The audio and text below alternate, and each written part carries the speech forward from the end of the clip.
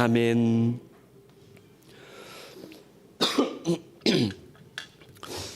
감사합니다. 우리를 향한 하나님의 사랑이 얼마나 크신지, 우리를 향한 하나님의 인자하심이 온 세계에, 온 우주에 충만할 만큼이나 우리를 향한 하나님의 마음은 한이 없으신 줄 믿습니다. 누구든지 하나님 앞에 나와 하나님을 바라보며 하나님이 주시는 이 사랑을 힘입는다면 세상이 어찌든 사람이 어찌든 능히 서며 살아갈 수 있는 줄 믿습니다. 그러므로 하나님을 찾으며 하나님 앞에서 살아가는 사람이 제일이요 가장 지혜로운 사람인 줄 믿습니다. 하나님은 분명히 계십니다. 이 하나님 앞에서 우리의 마음을 정하는 것, 우리의 마음을 확정하는 것, 하나님을 부르며 하나님으로 살리라 마음을 먹는 것, 이것이야말로 이 세상에서 가장 복되고 가장 귀한 일인 줄 믿습니다. 우리는 세상에서는 많이 부족한 사람 일들일 수 있습니다. 세상에서는요, 우리가 좀 모자른 사람일 수도 있습니다. 그러나 하늘에 계신 하나님께서 보실 적에는 다를 수 있습니다. 그래서 세상이 우리를 어떻게 보느냐, 이것도 때로는 우리에게 큰 영향을 미칠 수 있지만, 그러나 하늘에 계신 영원하신 하나님께서 우리를 어떻게 보시며 어떻게 대하시며 어떻게 사랑하시는지를 기억하며 받으며 누리며 하나님 앞에서 살아가는 우리가 될 수 있기를 원합니다. 우리나라는 부동산 문제가 세계 어느 것보다도 크게 나타나는 나라 중에 하나입니다. 실은 세계 어디를 가든지 부동산 문제는요, 다 그것이 가장 큰 이슈가 문제가 되는 것은 틀림이 없습니다.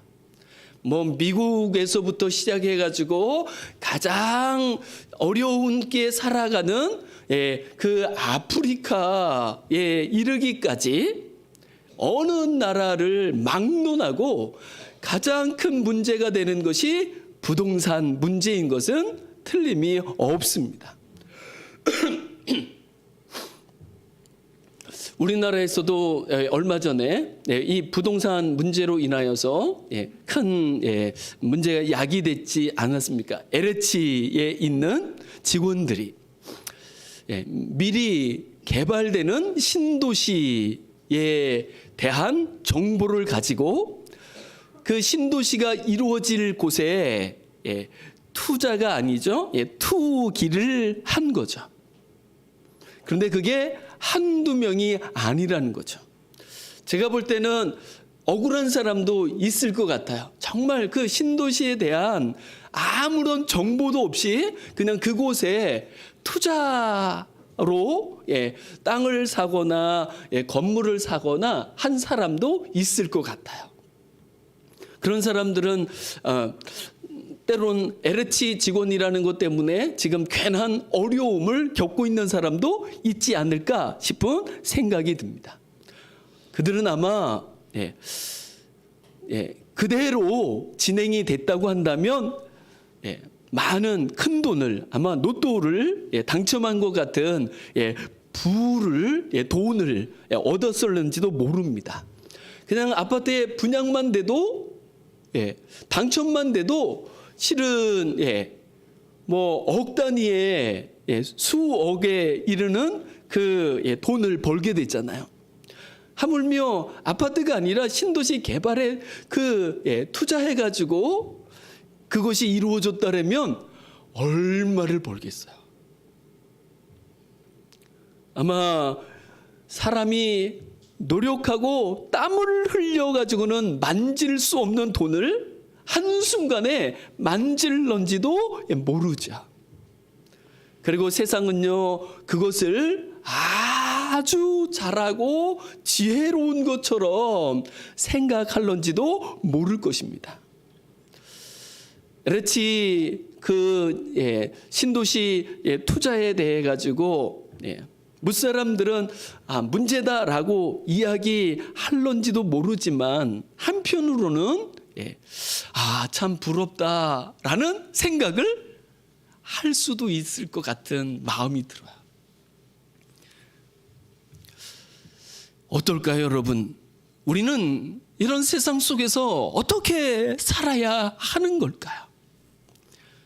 틀림없는 것은요, 하나님 앞에서 살아가는 사람들은요, 세상적으로는요, 세상의 아들들을, 세상의 밝은 사람들을 도무지 따라갈 수 없는 것이 틀림이 없습니다. 그래서 예수님도 말씀하시죠.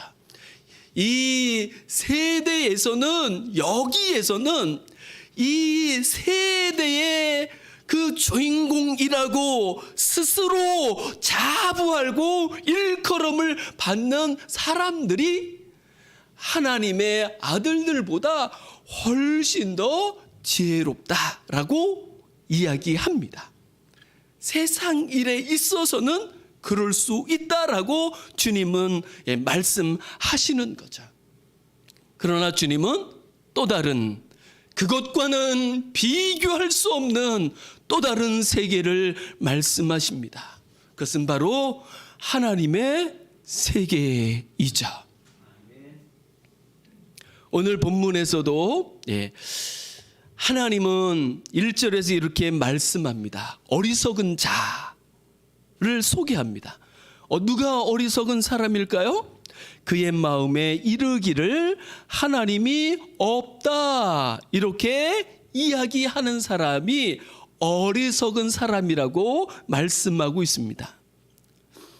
이게 말이 될까요? 여러분은 어떻게 생각하십니까? 정말 이 말씀에 동의하십니까? 아멘하십니까?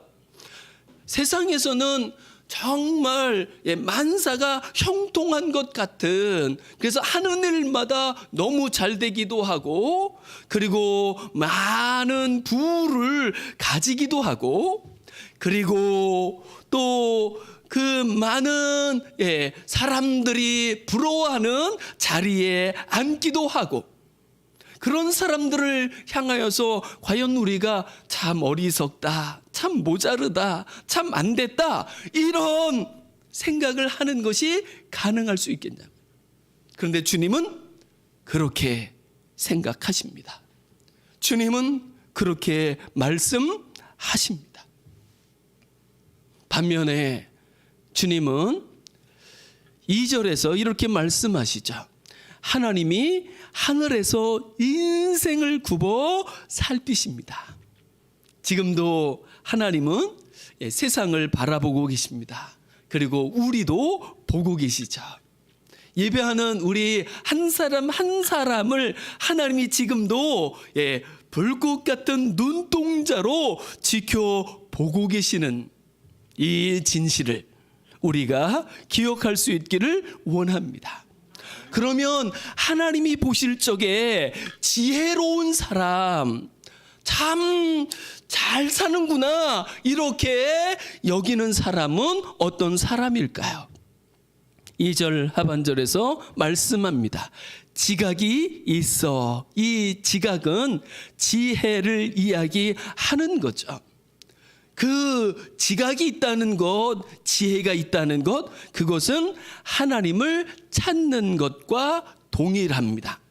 그래서 하나님은 하나님을 찾는 사람이 지각이 있는 사람이라고, 지혜로운 사람이라고 하나님은 보신다는 거죠. 지금도 우리는 하나님 앞에 정한 시간에 예배를 드리며 하나님을 구하죠.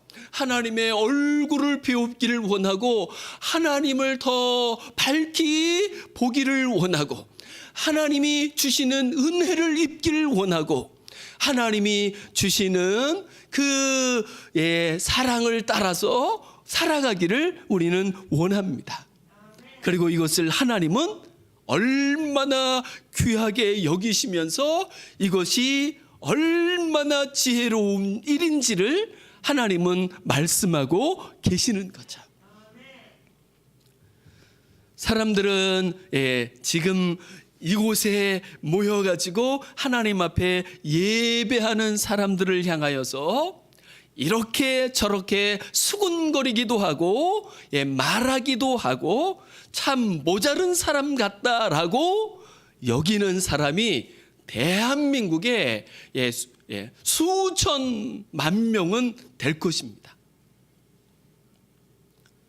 그러나 다른 사람이 세상에 어떻게 생각하느냐, 그것은 둘째입니다. 왜냐하면 인생과 하나님은 비교가 불가하기 때문에 그렇습니다. 이 세상에서 가장 귀하고 가장 지혜롭고 가장 잘 사는 길, 그것은 바로 하나님을 찾으며 하나님 앞에서 하나님이 주시는 은혜를 입고 하나님의 그 마음과 뜻을, 하나님의 선하시고 기뻐하시고 온전한 뜻이 무엇인가를 분별하며 그 뜻을 따라서 살아가는 삶인 줄 믿습니다. 그것은 어떤 삶일까요? 그것은 어떻게 살아가는 삶일까요? 저는 오늘 본문 말씀 속에서 하나님을 찾지 않는 어리석은 사람들이 살아가는 삶의 모습을 보면서 반대로 하나님을 찾는 사람이란 어떤 사람인지, 어떻게 살아가는 사람인지를 함께 나누기를 원합니다. 2절을 보시면, 1절을 보시면 어리석은 사람, 하나님이 없다 하는 사람, 그 하나님이 없다 하는 사람은 어떻게 살아갈까요? 1절 하반절에서 이렇게 소개하죠. 그들은 부패해진다라고요. 부패하다라고, 즉 마음이 썩었다 이렇게 이야기하고 있습니다. 마음이 부패했다는 것, 썩었다는 것, 그게 무엇일까요? 이어서 이야기하는 것을 보면 조금 더 이해할 수 있습니다. 이어서 이렇게 말씀하시죠. 가증한 악을 행합니다. 악을 행하는데 이 하나님이 없다는 이 사람이 이 행하는 이 악을 이 사람들은 악이라고 생각하고 행할까요? 그런 일도 있겠지만 대부분은 악이라고 생각하지 않고 오히려 참 내가 생각해도 이것은 기발하다, 참 잘하는 것 같다 라고 생각하기도 하는 그 무엇입니다. 그래서 그 악을 하나님은 뭐라고 이야기하냐면 가증하다라고 소개하고 있는 거죠. 왜냐하면 겉으로 보기에 스스로 생각하기에 괜찮은 것처럼 여겨지는 것인데, 잘했다고 생각하는 것인데 하나님은 가증한 악에 불과하다 이렇게 말씀하고 있는 거죠. 그리고 그것을 또 역으로 이렇게 말씀합니다. 선을 행하지 않는다. 그리고 이것이 얼마나 하나님께서 깊게 생각하시는지를, 주목하고 계시는지를 3절에서 반복해서 말씀해주고 있는 것을 볼 수 있습니다. 3절에서 이렇게 말씀하시죠. 각기 물러가 함께 더러운 자가 되고 선을 행하는 자 없으니 한 사람도 없도다. 어리석은 사람, 하나님이 없다는 그 사람을 악을 행하는 사람이라고, 선이 없는 사람이라고 하나님이 말씀하시는 거죠. 그리고 이제 4절에 가면 이렇게 말씀하시죠. 그 어리석은 하나님이 없다 하는 사람을 다시 표현하는 거죠. 죄악을 행하는 자들이라고 소개하고 있습니다. 죄악을 행하는 자들. 그 사람들은 스스로 잘 산다. 난 참 세상에서 성공하는 사람이다. 라고 이렇게 생각하면서 자위하면서 잘났다고 생각하고 여기면서 살아가는지 모르지만 하나님은 뭐라고 말씀하셔요?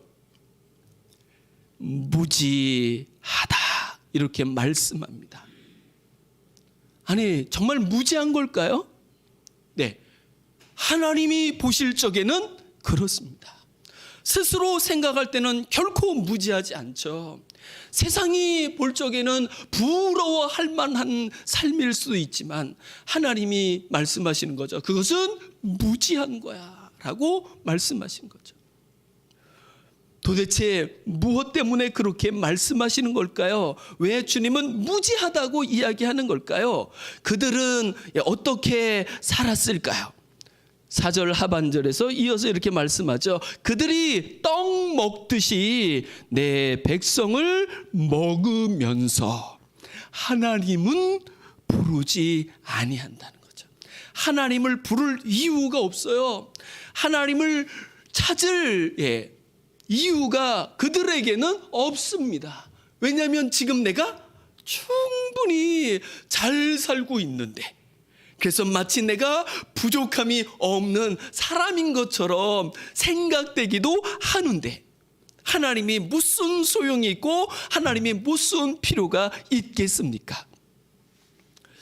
우리는 지금 세상에서 가장 큰 이슈가 되고 있는 그 미얀마 사태를 뉴스를 통해서 날마다 접하고 있습니다.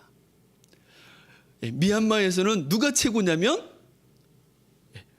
군인이 최고입니다. 우리나라는 누가 최고일까요?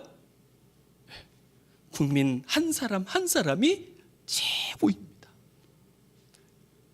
미얀마는 군인이 최고예요. 군인이 되면 성공한 거죠. 군인이 되면 출세한 거죠. 군인이 되면 부족함이 없는 거죠. 그래서 지금 그 군인들은 자기들 세계가 최고라고 생각하고 다른 사람들은 그 영역에 끼워주지도 않고 거기에 도전하는 사람이라고 한다면 국민이 뽑은 사람이든 뭐든 상관치 않고 자기들의 마음대로 처리해버리기도 하고 심지어는 총을 들어 총을 쏘기도 하는 그런 일들이 지금 미얀마에서는 벌어지고 있잖아요.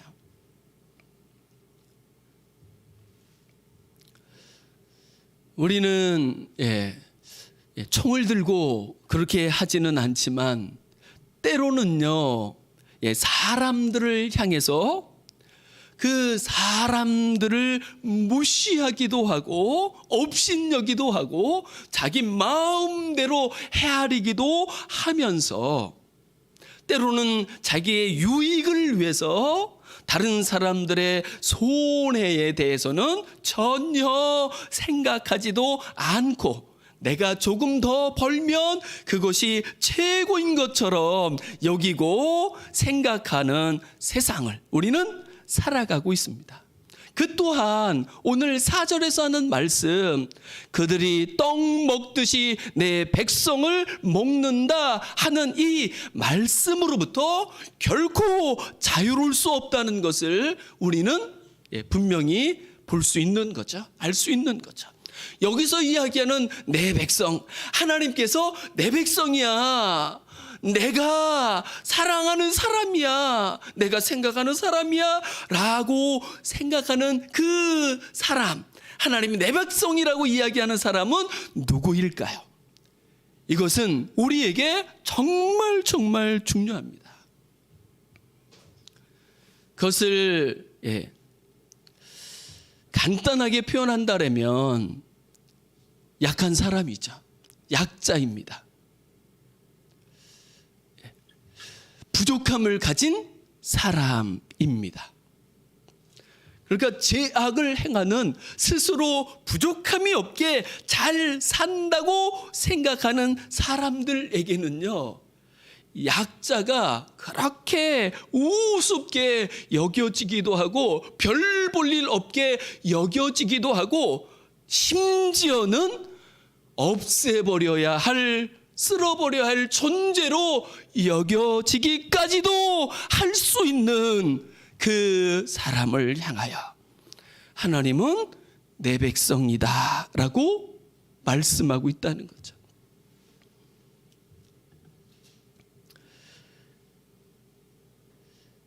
(5절에서도) 하반절에 이렇게 말씀합니다. 하반절을 보시면 하나님이 그들은 누구일까요? 어리석은 자, 하나님이 없다 하는 사람이죠. 하나님이 그들을 버리셨습니다. 실제는 하나님이 버린 게 아니죠. 그들이 하나님을 저버린 거죠. 하나님을 찾지 않은 거죠. 그러면 그 다음은 무슨 일이 생겨지는 걸까요? 이렇게 말씀하고 있습니다. 내가 그들에게 수치를 당하게 하였도다. 내가 라고 일컬어지는 이 사람은 누구일까요? 4절에서 이야기하는 내 백성이죠. 하나님의 백성입니다. 그런데 이게 말이 안 되잖아요. 하나님이 없다 하는 사람, 하나님을 버린 사람, 하나님께서 버린 사람, 하나님을 버린 그 사람들에게 하나님을 찾는 사람, 하나님의 백성이라고 하는 사람들은 어떤 일을 당하면서 살게 된다고 말씀하신다면 수치를 당한다라고 말씀하고 있습니다. 하나님을 버린 사람은요, 사람도 우습게 생각하기도 하고 자기 생각이나 자기 기준에 맞지 아니하면 그 사람을 향하여서 함부로 하거나 수에칠 가치가 없는 것처럼 여기기도 한다는 거죠. 그러나 과연 그럴까요? 그렇지 않습니다.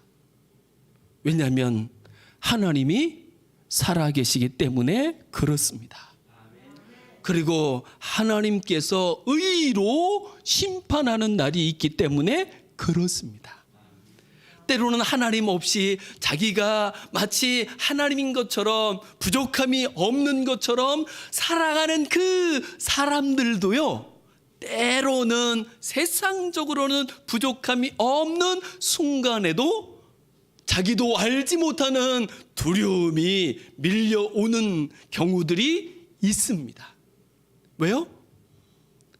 그 마음이, 그 양심이 그로 하여금 이러다가 큰일을 당하는 건 아닐까, 이러다가 심판받는 건 아닐까라는 하나님의 심판의 그림자가 그 마음에 드리우게 되면 그 사람이 자기가 생각지도 아니었던 두려움에 빠질 수도 있다고 성경은 말씀하는 거죠. 그래서 5절은 이렇게 말씀하는 거죠. 그들이 두려움이 없는 곳에서 크게 두려워하였으니 그것은 하나님께서 그들의 뼈를 흩으시기 때문이다 라고 말씀합니다. 즉 하나님의 심판인 거죠. 그러니까 하나님의 심판이 자기도 모르게 의식이 되어지고 그 심판의 그림자 때문에 자기도 모르게 두려움에 빠질 수도 있다라고 말씀하고 있습니다. 그리고 그 하나님은 하나님의 시간이 되면 하나님의 때에 하나님의 백성이라고 일컬어지는 사람들을 구원하시는 분이신 줄 믿습니다. 그리고 그 하나님의 구원하심이, 하나님의 함께하심이 그 연약하지만 부족하지만 그럼에도 불구하고 하나님 앞에서 세상이 빼앗을 수 없는 평안과 세상이 줄 수 없는 참 기쁨과 참 복락을 누리게 되는 줄 믿습니다. 그래서 6절에서는 말씀하시죠. 시온에서 이스라엘을 구원하여 줄 자가 누구일까? 아무도 없는 것 같지만 그렇지 않습니다. 하나님이 계십니다. 하나님이 자기 백성의 포로된 것을 앞서서 이야기한 말씀으로 표현하자면 수치를 당하는 것을, 그리고 떡 먹듯이 먹히는 것을 하나님께서 돌이키실 때가 있다는 거죠. 그리고 그럴 때가 되면 야곱이 즐거워하며 이스라엘이 기뻐할 것이다 라고 말씀하고 있습니다. 하나님이 없이 살아가는 것으로 인하여 나타나는 많은 그 부조리들과 죄악들이, 어둠들이 이 세상에 난무합니다. 그러면 우리는 어떻게 살아가야 할까요? 하나님이 없는 사람들의 가장 그 비극적인 모습 중에 하나는 하나님의 형상대로 지음받은 사람들을 세상의 어떠한 조건을 가지고, 외모를 가지고 이러쿵저러쿵 판단하며 헤아리며 무시하며 업심여기며 때로는 짓밟는 것입니다. 그렇다면 하나님을 찾는 사람, 하나님을 모시고 있는 사람, 그 사람은 반대로 살지 않겠냐고요.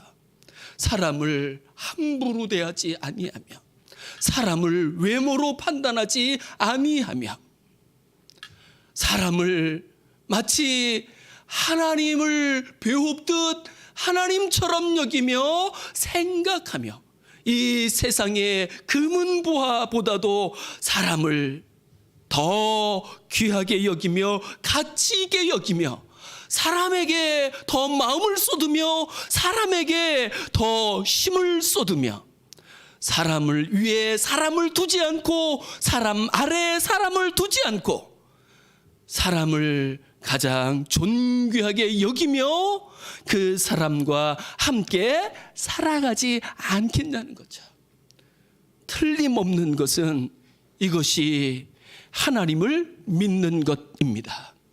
이것이 우리를 향한 하나님의 뜻임이 틀림이 없습니다.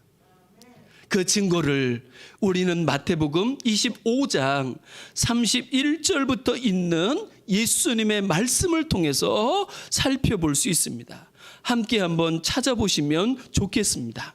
마태복음 25장 31절에 보면 예수님께서 영광의 보좌에 앉으셔서 온 세상을 심판하시는 날이 있다는 거죠.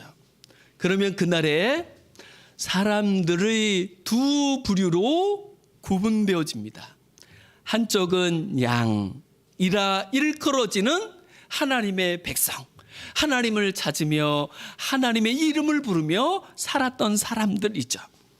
또 한쪽은요, 한 부류는 염소라고 일컬어지는 하나님 없이 스스로 자신의 삶의 주인이 되어 자기 마음대로 스스로 잘 살던 사람들인 거죠.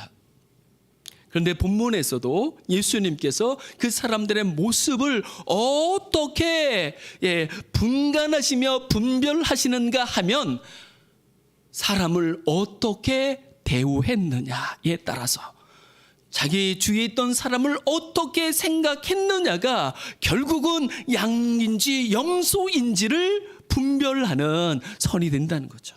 보실까요? 주님이 뭐라고 말씀하셨을까요? 먼저 45절을 먼저 보시면 좋겠습니다. 45절에서 예수님이 뭐라고 말씀하셨을까요? 저희 같이 한번 읽어보시면 좋겠습니다. 시작. 이에 임금이 대답하여 이르시되 내가 진실로 너희에게 이르노니 이 지극히 작은 자 하나에게 하지 아니한 것이 곧 내게 하지 아니한 것이니라. 지극히 작은 자라고 무시하고 멸시하고 저버렸던 그것이 곧 누구를 저버린 거라고요? 예수님을, 하나님을 저버린 것이라고 말씀하고 있습니다. 저는 제 인생을 돌아보면 이 끔찍한 죄에 제가 빠져서 살았던 날들이 정말 많습니다. 지금도 여전히 그 죄악이 제 속에 넘실대는 것을 제가 하나님 앞에서 보게 되고 그것으로 인하여 하나님 앞에 얼마나 애통해야 하는지를 깨달으며 살아가고 있습니다. 그래서 제가 요즘 가장 힘쓰고 하나님 앞에서 기도하는 제목 중에 하나가, 하나님, 제가 결코 사람을 외모로 보지 않게 해주시고, 하나님, 사람을 결코 줬던 조건이나 기준으로 생각하지 않을 수 있도록 하나님 저를 붙잡아 달라고 하는 것이 지금 제가 가장 힘쓰는 기도의 제목 중에 하나입니다. 예수님은 또한 이렇게 말씀하시죠. 마태복음 25장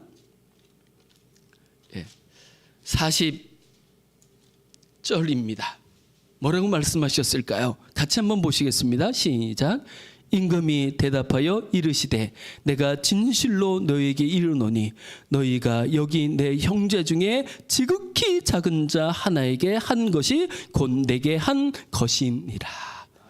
여기 지극히 작은 자 그 하나가 누구라고요? 예수님이십니다. 하나님이십니다. 이것이 하나님을 찾는 사람이 가지게 되는 마음이죠. 야곱이 형 에서를 원수로 여겼었잖아요. 그래서 꼴도 보기 싫어했습니다. 야곱이 에서를 보면 마치 그 형 에서가 짐승 같습니다. 그래서 상종을 하기 싫은 존재입니다. 아니, 이 세상에서 사라져 버렸으면 좋겠다, 그러면 내가 좀 더 편하게 잘 살 수 있겠다 싶은 그렇게 여겨지는 사람이었습니다. 그런데 이 야곱이 하나님의 얼굴을 배우게 됩니다. 그리고 하나님이 그에게 은혜를 베풀어 주십니다. 그리고 그 야곱이 이스라엘이라는 이름으로 일컬어지게 됩니다. 하나님의 사람이라고 일컬어지게 되죠. 그때 어떤 일이 벌어졌을까요? 창세기 33장 10절을 보면 야곱이 이렇게 형 에서를 향하여 고백합니다. 내가 형님의 얼굴을 배운즉 하나님의 얼굴을 본 것 같사오며. 놀라운 고백이죠. 이 고백이 우리의 고백이 될 수 있기를 주님의 이름으로 축복합니다. 내 옆에 있는 세상에서는 때로는 무시되고 없인 여겨지는 가장 작은, 지극히 작은 한 사람이라 할지라도 그 한 사람이, 내 옆에 있는 그 한 사람이 내 눈에는 주님으로, 하나님으로 보여질 수 있기를, 그래서 주님이 우리를 섬기신 것처럼 우리도 서로를 존중히 여기며 섬기면서 함께 더불어 이 어둡고 험악한 세상에서도 하나님의 뜻을 이루며 하나님의 나라를 세워가는 우리가 될 수 있기를 주님의 이름으로 축복합니다. 우리 시간 같이 한번 기도하시면 좋겠습니다. 하나님, 우리가 하나님 앞에 가까이 갈수록 우리 눈이 밝아져 이 세상에 하나님이 심어 놓으신, 허락하신 수많은 하나님의 사람들을, 아니 주님을 보면서 살아갈 수 있게 해달라고. 주여, 내 옆에, 뒤에, 주위에 있는 사람들의 얼굴을 볼 때마다 그 얼굴 속에서 하나님의 얼굴을 보며 살아가는 우리가 될 수 있게 하사 한 사람이라도 함부로 하지 아니하며 마음과 뜻과 정성을 다하여 주의 마음으로, 주의 겸손으로, 주의 사랑으로 서로가 서로를 귀하게 여기며 섬기며 살아가는 우리가 되게 해달라고 우리 시간 같이 합심해서 기도하시겠습니다. 하나님 아버지, 감사합니다. 우리에게 영원하신 하나님을 찾으며 하나님을 모시고 하나님의 이름을 부르며 살게 해주셔서 감사합니다. 하나님을 본다는 것, 그것은 곧 내 옆에 있는 사람의 얼굴에서 하나님을 배우는 것과 똑같은 일인 것을 믿습니다. 주여, 우리의 눈을 열어주십시오. 우리의 마음을 열어주십시오.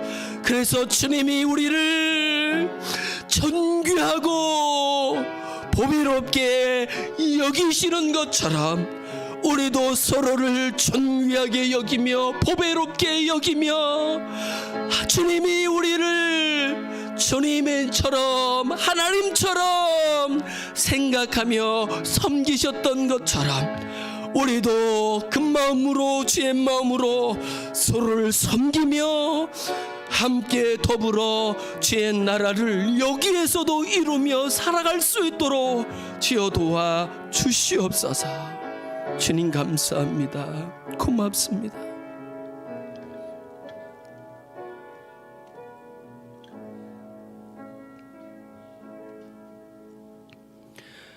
하나님 아버지 감사합니다. 주님의 얼굴을 배웁게 하사 이제 우리 주위에 있는 지극히 작은 한 사람의 얼굴 속에서도 하나님의 얼굴을 보며 서로가 귀하게 여기며 사랑으로 섬기며 주님의 뜻을, 주의 나라를 여기에서도 이루며 세우며 살게 해 주옵소서. 감사드리며 주 예수 그리스도의 이름으로 간절히 기도드리옵나이다. 아멘.